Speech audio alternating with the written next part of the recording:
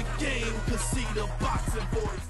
Welcome back, gang, for the first time and hopefully many more to come. Don't forget to subscribe to the YouTube channel and click on the notifications right here, this little bell, so you can get those emails every time we go live. I would like to introduce a special guest to the show. He fights Juan Velasco on July 14th down in New Orleans at the Lakefront Arena. The self-proclaimed uncrowned king at 140, Regis Prograis. How's the family, Regis? I know you got two beautiful kids, Ray and Khaleesi, and your beautiful wife, Mrs. Prograis. How are they doing? Man, they all good, man. My son is actually, I'm kind of missing my son right now. He in Baton Rouge with my daddy. So I barely saw him that much this camp, but I'll see him for the fight. When I get back for the fight, I'll see him. But I'm out here, I still got, my old lady and then my daughter and stuff. They with me right now, so it balances out, I guess. So where is camp exactly at for you? I'm in Houston now. I started in LA, but now I'm in Houston, back to Houston. Are you finding like better sparring down in Houston? It was good sparring. I really had some real good sparring in LA. Some real good dudes I was sparring with out there. But I did both. I got real good sparring. I definitely have a lot of good sparring in Houston.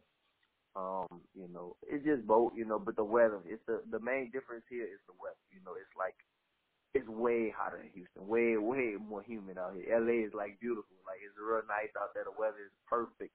But it's not for me, not for training camp. It's definitely perfect weather, but not training camp perfect, So here, it's super hot, it's super humid, you're gonna sweat, in our gym, you might start sweating when you taking off your shoes and stuff like that, So wrapping your hands and all that, that's when you're gonna start sweating. Out there in LA, the weather's real nice. Of course you're gonna sweat, but it's not like the Houston humidity, So I did both. I just wanted to experience something a little different for this camp, and that's I went and tried it. That's all.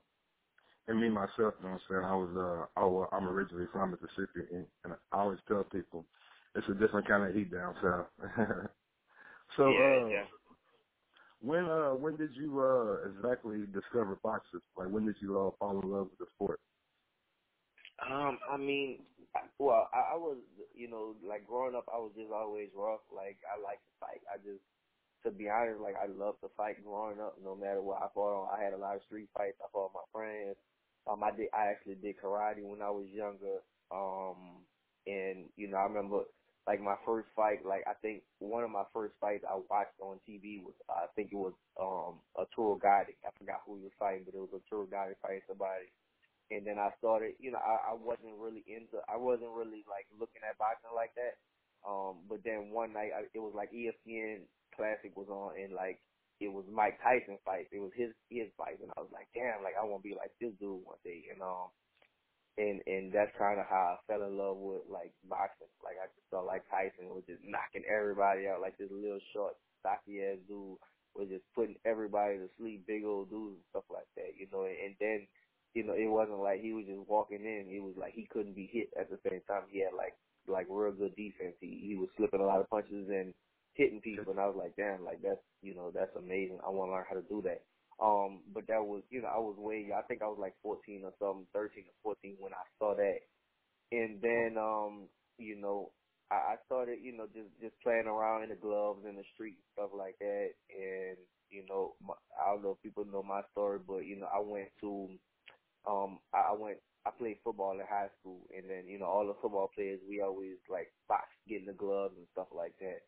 And, Absolutely. one day it was a dude, I forgot the dude's name, but he was, like, beating everybody up in the gloves, and, like, nobody wanted to fight him. And then one of my friends looked at me he had the other pair of gloves in his hand, because the dude was, like, standing on the floor with the gloves on. And, the dude, one of my partners, he had the other pair of gloves in his hand, and he was just, he was, like, looking at me, and he kind of smiled, and then I put him on, and then, I beat the dude up bad. I beat the hell out of him. Oh. Yeah, then that's it. Everybody was like, damn, like this dude can fight, like really can fight. And so, you know, to make it not a fluke, I guess, you know, every Friday we did that. So every Friday I fight somebody different. And people started watching, and then like one day, you know, I beat up a dude, and then one of the coaches, you know, he was in there watching. He was just like, he told me, he was like, man, I think you need to quit football. You don't have a future in football, and you probably need to start boxing. And that's what I did. So when did you realize like you had power to knock a person out? I mean, probably when I was about 15. You know, I mean, I was fighting on the street, you know, way before that. But like actually, But you gotta tell us the first time you knocked somebody out, though. I mean, how old were you? Like 13, 14? Knock somebody out. I mean, not. I dropped one of my partners when we was like fighting. Me and my partner Maurice, we still cool today and stuff like that. Me and one of my partners, we fought before, and I mean, I beat up both of them or whatever. And they still my partners. We all cool still to this day and stuff like that. I mean, they got no choice. Yeah. So, you know, so I was just always I was always a fighter, you know, no matter what. Like, I don't like confrontation. Like, I do everything to stay away from confrontation, but I love fights. I don't know how that even works out, but I love to fight, you know, but I don't like confrontation. You know, like people arguing on the street, like I won't say nothing or whatever, and, you know, I kind of want to stay away from that type of stuff, but I love to fight. Like, if somebody arguing in the street, I wouldn't want to get into the argument, but if somebody say, who wants to fight, then I would be the first one to be like, all right, we can fight, but I just don't like confrontation, like arguments and stuff like that. I don't know. It's kind of weird. I don't know how it is, but I just, you know, but, No. but anyway. I know exactly what you mean. But Yeah. for people who don't know, you are from New Orleans, and Mhm. I know this is like a soft spot for most people from that area. I know I had family in Mississippi that caught some of the backlash of this hurricane. But can you just speak on what Hurricane Katrina means to you? I see you have a tattoo on your side too, by the way. Yeah, chest side, all that. Yeah, but you know, I mean, I definitely rep my city to the fullest. You know, but for me, Hurricane Katrina was a blessing in disguise. You know, I wouldn't be where I'm at right now if Hurricane Katrina didn't happen. You know, it was devastating to a lot of people, and it might have pushed some people back in life. But I feel like, you know, a lot of people that I know, you know, it was a blessing in disguise for them, and the same thing for me. You know, it was a really good thing that the storm pushed me out of New Orleans, you know, because if I was still in New Orleans right now, like, I would be where I'm at. I don't know where I would be, but I definitely don't think I would be where I'm at, you know, because Houston has a lot of great fighters. You know, in Hurricane Katrina pushed me to Houston and train with a lot of great fighters, you know, so, I know I wouldn't be, you know, of course it was hard. Like, I went to 5 different high schools. I moved all around. You know, Hurricane Katrina hit when I was 17 years old. So, you know, I was in high school. I was in 11th grade when it hit. So, you know, I was pushed all around. I had to move everywhere, and we stayed in people's garages and in a lot of different hotels and with family and friends and all that type of stuff, you know. But it was, for me, you know, it was like one of the best things that ever happened in my life, because I wouldn't be where I'm at right now. Like, it wouldn't have pushed me to Houston, you know. So, you know, it was, of course, it was a big tragedy, and, you know, a lot of people died, and you know, the whole city got hit with it, you know. But, you know, for me personally, you know, it was just like a blessing in disguise. You know, it was just, of course, it was hard at the time, you know, but, you know, looking back on it, you know, 12 years later, it was a good thing for me. And can you speak on something like just real quick from the time that Hurricane Katrina hit until now? What does the city of Houston, like, what kind of special place did that hold in your heart? Man, to be honest, man, Houston is it's a place. Of course, like, I love Houston too, but Houston is somewhere. I live here just for boxing, basically. You know, I have a you know, some family here, but, you know, my heart is always, you know, in New Orleans. You know, I would want to live back in New Orleans, but it's just, And I tell everybody it's just too fun. It's always something to do in New Orleans. I cannot live in New Orleans because it's always something to do. It's always fun. Like all my friends live there. Most of my family and friends, they all live there. Of course, like I got family and friends in Houston also, but compared to New Orleans, like Houston is like boring for me.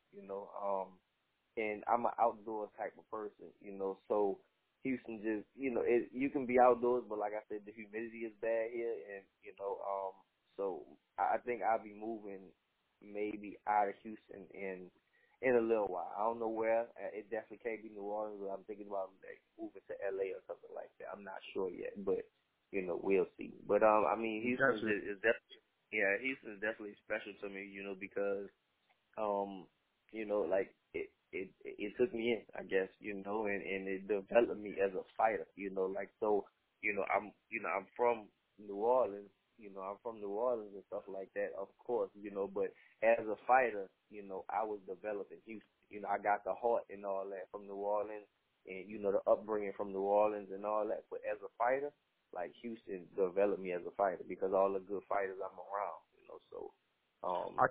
I can definitely see the love and support that New Orleans has for you, because the mayor came out to your press conference and she shared some very, very powerful words, and it seemed like she was very, very proud of what you were doing, and she was happy that you were bringing big time boxing back to New Orleans.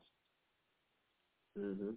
Yeah, that's what I'm saying. Like I'm just glad I got the city behind me, and a lot of support from the city and stuff. And, New Orleans is just like, they loyal. That's the thing about New Orleans people. New Orleans people are super loyal. Like if I'm, the big time fighter from there, they'll stick with me for the rest of my life. And I always, that's something like I always wanted to have, growing up, the loyal fans, the loyal fans of New Orleans, I wanted that, and now, I have it. And on July 14th, it'll, hopefully, everybody will come out. Absolutely. So when did you decide to turn pro? I fought in the amateurs for a while. I turned pro after Olympic trials. What that was, the 2012 Olympic trials. And I mean, after that, I just was like, the thing about me, I always had a pro style. I never really I didn't do as good as I should have in the amateurs, as I really am, because I always had a pro style. Like I always went out there to hurt my opponents, no matter what. I always went out there to destroy my opponents. Of course, the amateur style and amateur system is, hit the little, taps and stuff like that. But, me, all the punches I threw, I'm trying to, no matter what, I was trying to hurt my opponent. I always had a pro style, so I couldn't wait to turn pro. That's really what I was doing it for the whole time. I stayed amateur for as long as I did, so I can develop myself, to be a pro. So that's all.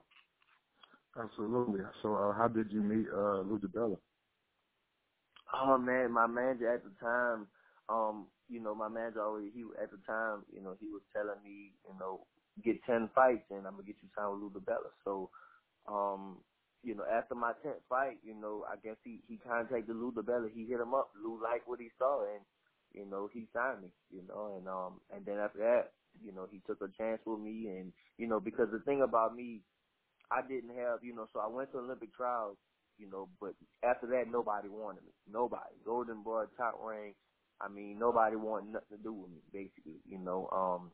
So I had to develop myself. I just had to develop myself and fight. I fought a lot of fights for free. Like out of my first 10 fights, about 4 or 5 of those was free, like $0. Like it's crazy, So Wow. It's crazy, So I mean, I came up the real hard way. A lot of people say they came up the hard way, but I doubt people came up, the way I came up. Fighting for free. Still doing all the same thing I'm doing right now. Fighting for free. At the time, I didn't have a manager, that was paying my bills, so I still had to work. I mean, I had a long, hard road, and I think that's why, I'm as good as I am right now because of the hunger, because of what I've been through. A lot of people they didn't go through the things that I've been through, so.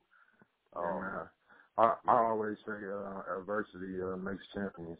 But before we get into what's coming up for you, I gotta address something real quick, and you can speak on it if you want to. If you don't, then I totally understand. But Maurice Hooker recently came out, and he had some choice words for you. I don't know how he was feeling that day, but I know you saw it because I think you did a interview with another outlet about him. But can you just speak on how you feel about that certain situation? I mean, with the whole Maurice Hooker thing, first off, Maurice Hooker, I beat him in the amateurs, right? Like, not, you shouldn't even bring up the amateurs, but he brought it up. Like, he brought up the amateurs. Like, I was like, why would you even bring that up? Like, nobody brings up who won or who lost in the amateurs, unless it's like a, something special. But like, we fought at the at the U.S. Championships, the state finals, we and him fought, and I beat him. And so I guess he was salty about that, for a long time. He was saying that the people in Lubbock was booing, and I don't remember all that stuff he talking about. All I know is I won. It was a good fight. It was a good fight. But I beat him in the amateurs. Like, why would you even, first off, he brought up the amateurs. Like, why would you even bring up if you lost in the first place? That's stupid, Absolutely. But, then he brought up some outside the ring activity, which I don't condone. Like, first off, don't go there with me. Like, really, I'm the wrong person. I don't even talk about that type of stuff, but like really, like, go there with me. Like, I'm definitely the wrong person to go there with. I don't need to talk about that type of stuff, but for me, outside activities, do not go there with me. Like, that's all I would want to say to him about that. Like, he really don't know who he messing with. First off, in the ring, I'll beat his ass. Outside the ring, that's something different. That's way, way different. I don't even like to talk about that type of stuff because it's irrelevant, but I don't even know what he was even talking about. I feel like maybe he got into some personal stuff before he did an interview and he was feeling some type of way, but, like, don't listen. Like, that's, don't go there with me because I'm definitely the wrong person, that's that. I mean, I'll leave it at that, anyways. But okay. Well, on to another positive topic. You are fighting on ESPN on July 14th, and you are fighting Juan Velasco. So, what do you really know about him? I don't know nothing about him. Really. I just know he's undefeated. Yeah, I seen he's undefeated with 12 KOs. There's not really much video of him on YouTube, so. Yeah. I mean, but you can't really underestimate anybody though. I mean, coming to the ring. Definitely, and like that's what I'm saying. Like, I've been training, for me, like, I've been training my ass off. I've been training my ass off for that. For this fight. I went to LA. The first 2 weeks I was training real hard out there. Tried something different and finished it up in Houston. And just training real hard for the fight, man. I know that, he's a big underdog, but I always go into the fight feel like I'm the underdog. I always want to feel like I'm the underdog because, it's a possibility. What if he beat me? Then he's going to the tournament and all my dreams are gone, so I don't take anybody, lightly, nobody at all. I'm training for this fight just like I train for every other fight, that I ever fought, so I'm always training hard. I'm always going to just, put it out there and train as hard as I can. And I don't take nobody lightly. I don't know nothing about him. I don't watch film. That's my trainer. My trainer does that. Even with, my last fight, George Diaz and Ndongo, I don't watch film on them. Of course, now I've seen Ndongo fight, of course, because he fought Terrence Crawford. And I saw when he knocked out Edward Tronowski, and then I saw when he beat Ricky Burns, of course. But as far as like watching them and studying people, I don't do that.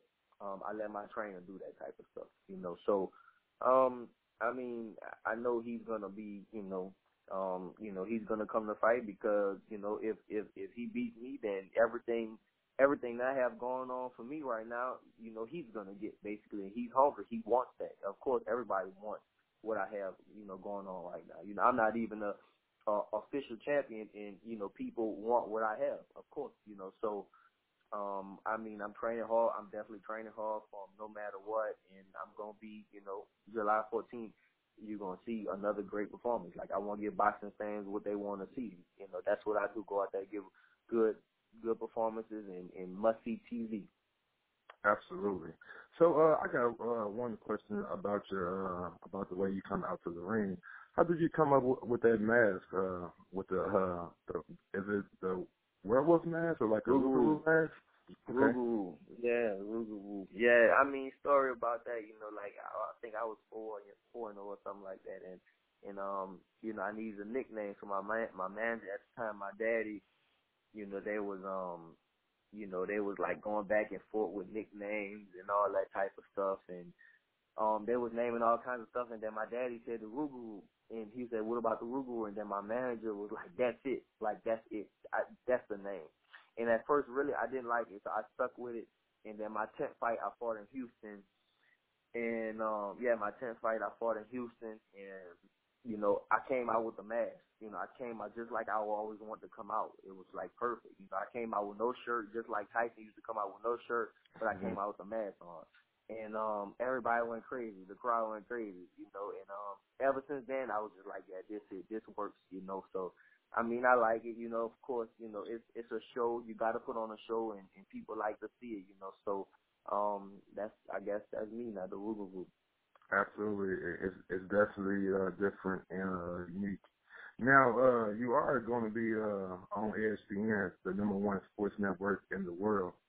So do you feel any added pressure to like get a impressive knockout or a stoppage over one? I mean, I wanna go out there and do. It's not, and I definitely want to be impressive, but I'm gonna go out there and do what I gotta do, no matter if it's, if it's a knockout, a stop, or even a 12-round decision. I just want to go out there and have fun.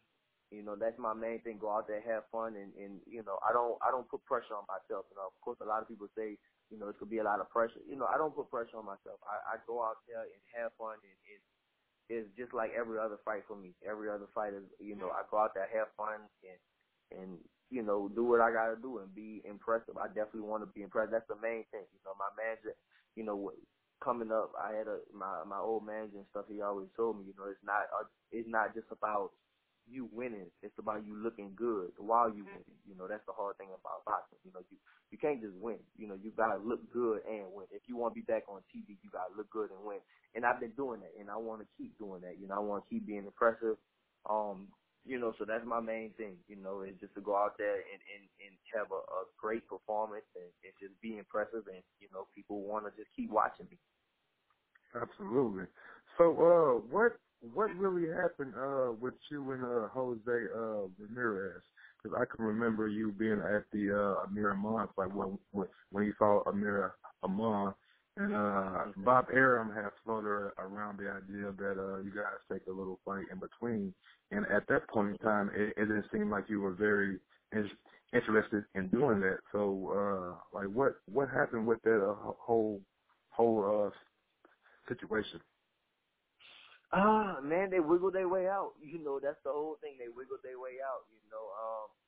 I definitely want to fight Ramirez for the official belt. From what I was told on my end, they offered the fight. They said that first we was gonna do the purse bid, and they said we was gonna fight in August, right? So they knew, but at the same, they know I'm going into the tournament. So the tournament is starting in September. So I have to fight in July. So that was the whole thing. So you got first off know the dates. I have to fight in July.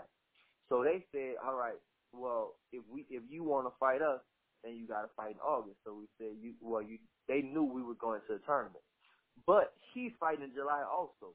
So I can't understand why I'm not fighting him, but he's gonna fight in July anyway. Because they said no, Jose is not gonna fight until August. If he's gonna fight you, he's gonna fight in August.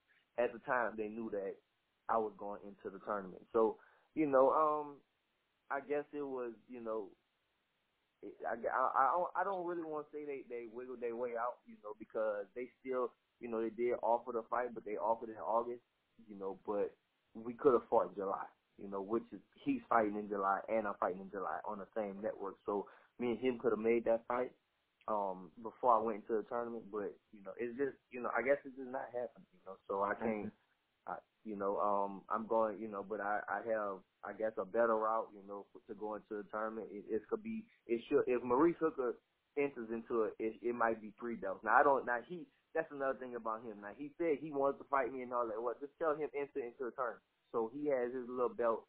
If he enters into the tournament, that'll be 3 belts, 3 out of the 4 belts that'll be entered into the tournament. Right now, it's going to be 2 belts into the tournament.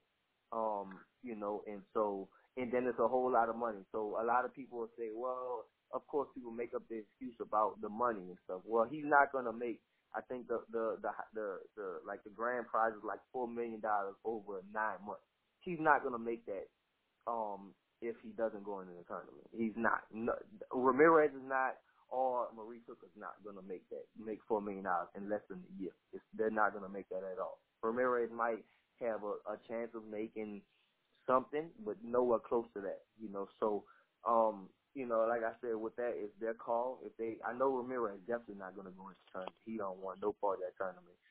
Hooker, I don't know if he's going to go yet. He's probably not. He's probably going to try to hold on, to his belt. He just won his belt. Of course, he could try to hold on to it. He's not going to want to lose it in the tournament as soon as he got it.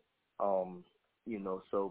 I mean, that's kind of what happened with the whole Ramirez thing, and hopefully he still has that belt by the time, the tournament's over. He still has the belt by the time the tournament is over, and then I'll definitely fight him for that belt. Or maybe him and Hooker might fight and try to unify, and then, I'll fight the winner of them or whatever. Or, we'll see. Whatever happens after the tournament. Right now, like my whole goal was to fight in the tournament, but it's funny, I always get into it with his man that he gets so butthurt all the time. It's like, bro, like he's fighting, you got Ramirez, cause he like bring up my opponents when I was like 3-0 or 4-0. Of course, everybody has to fight step for fighters when they fight.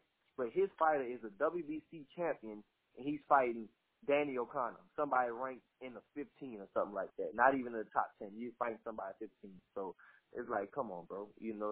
Come on. And another thing about Maurice Hooker, just to bring it back up, he was saying, who did I fight? He was like, yeah, well, who did he fight? Who did he fight? Well, I'm not even going to bring up Undyne. I'm going to bring up somebody earlier, who named Abel Ramos. Now, Abel Ramos had a draw with Abel Ramos.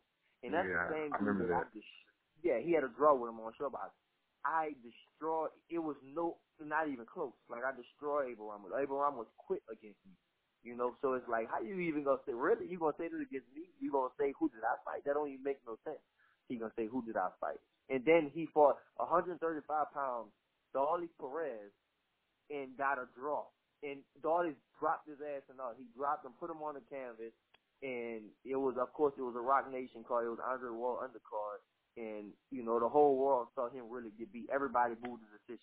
It's like, the commentators had a lot to say about that. Exactly. Well, speaking of another person that wiggled his way out of fight with you, Victor Postol recently fought Josh Taylor. Did you see that fight? I saw it. I did see that fight. Yep. What are your thoughts about that fight? I mean, it was a good fight, man. Josh, honestly, Postol looked shot to me. I give Josh Taylor's credit. He beat him. He dropped him and all that, but fucking Postol gets dropped by everybody, though. But I don't think, Postol that night would have made it past 6 rounds. I really don't think so. That Postol looked bad. He looked shot. I congratulate Josh Taylor for beating him. But me and him, he's going into the tournament, so, everybody keeps talking about Regis and Josh Taylor. So, the fight is going to eventually happen. It's definitely going to have to eventually happen in a tournament, So, I'm looking forward to it. I feel like me and him are the 2 best in the division right now, so, it's going to happen. We'll go from there. Are there any things that Josh Taylor does well that you think might give you problems?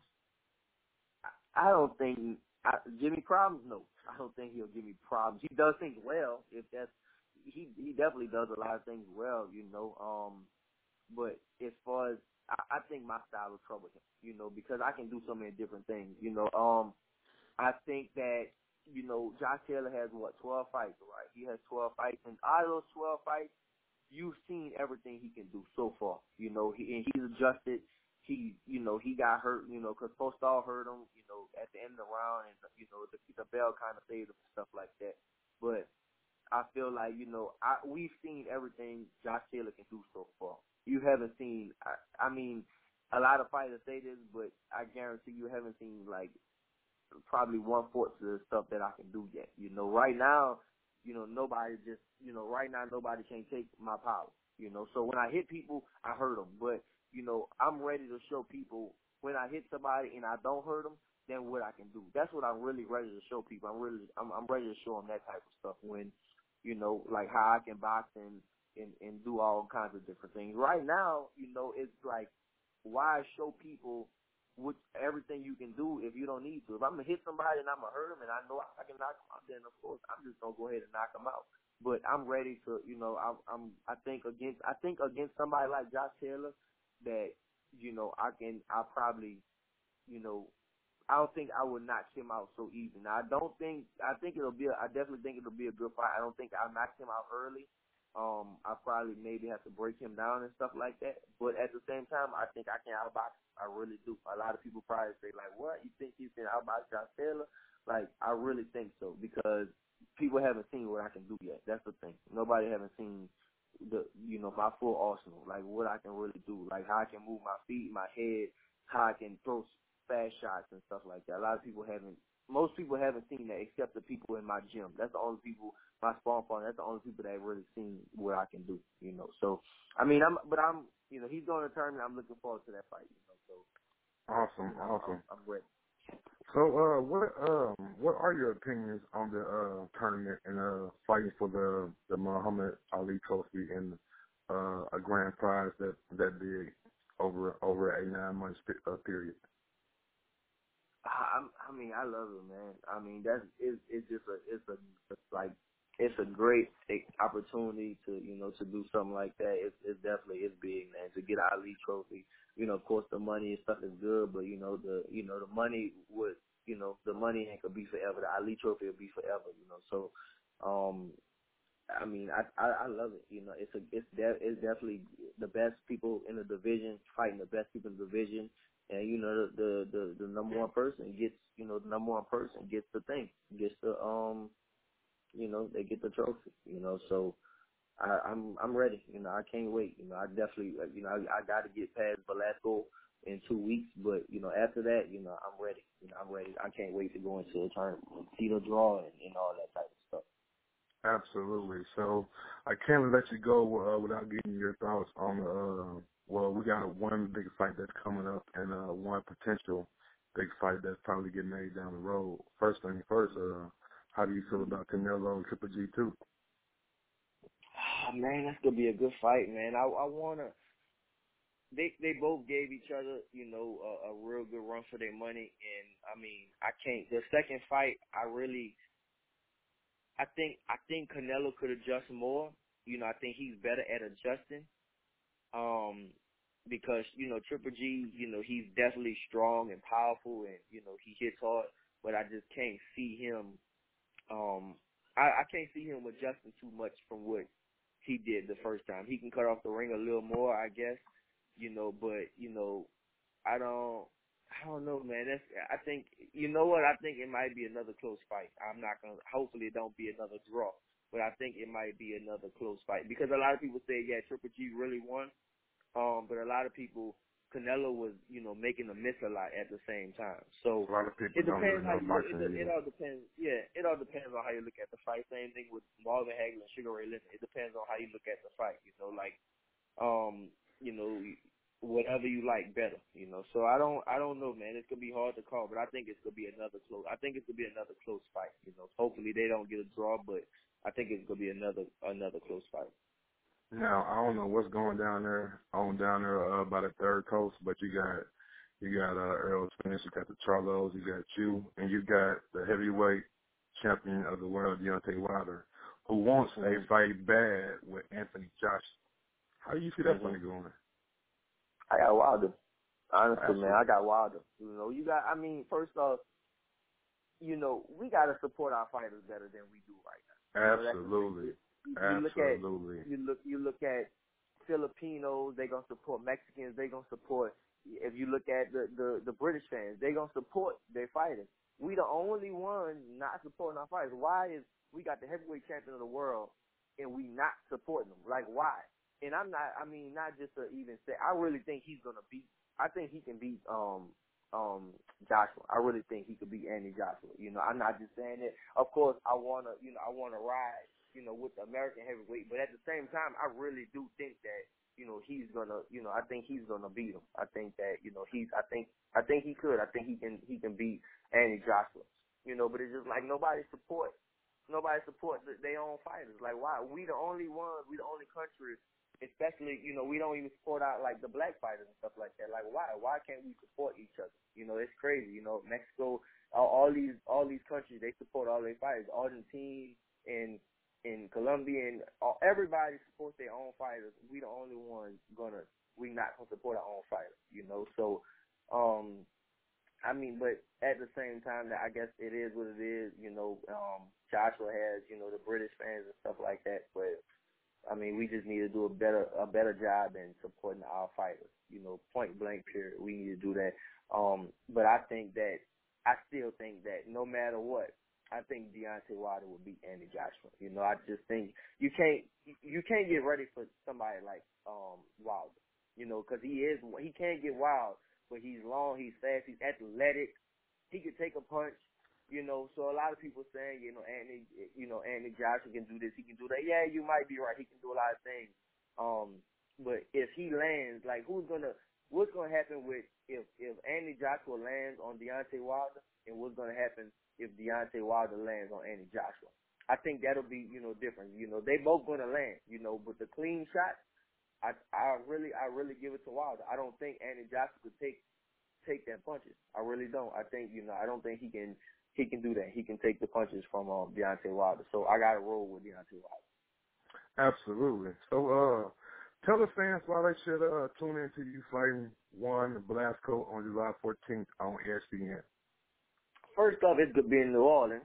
So the atmosphere is going to be ridiculous. It's going to be crazy. It's going to be a crazy, crazy atmosphere. We're going to have second line and I'm going to have some special guests going to walk out with me and be at the fights and all that type of stuff.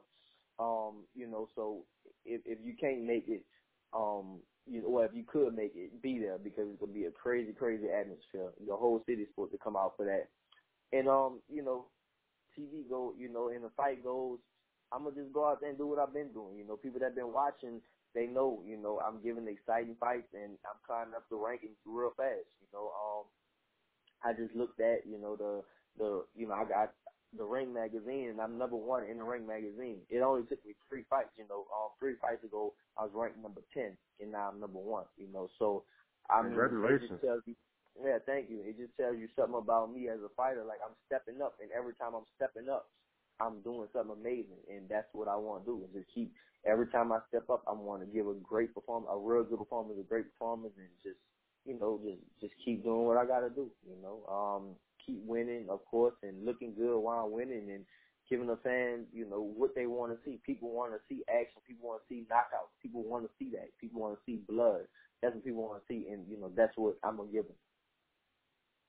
And could you please share your social media with the fans so that they can follow you and keep a track of what you got going on and everything else?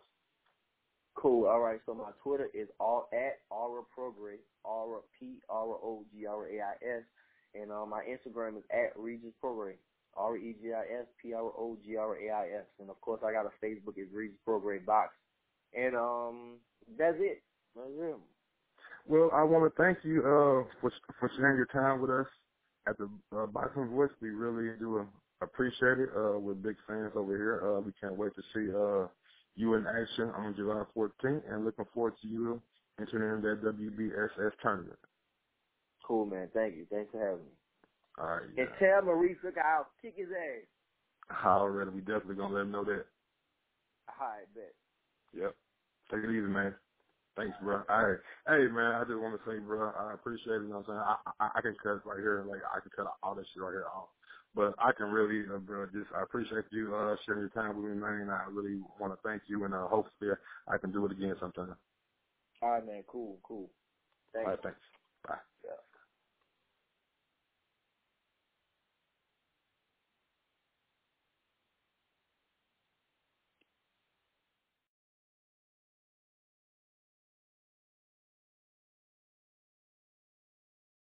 What is up, TBV family? Yes, YouTube has been cutting funding to their channels as of late, and with net neutrality going through its process, the internet is changing. If you want to keep your favorite channel intact, coming up with tons of content, and plus get hours and hours of extra content, head over to patreon.com/ThaBoxingVoice to become a member of the TBV family and help support the channel. Peace.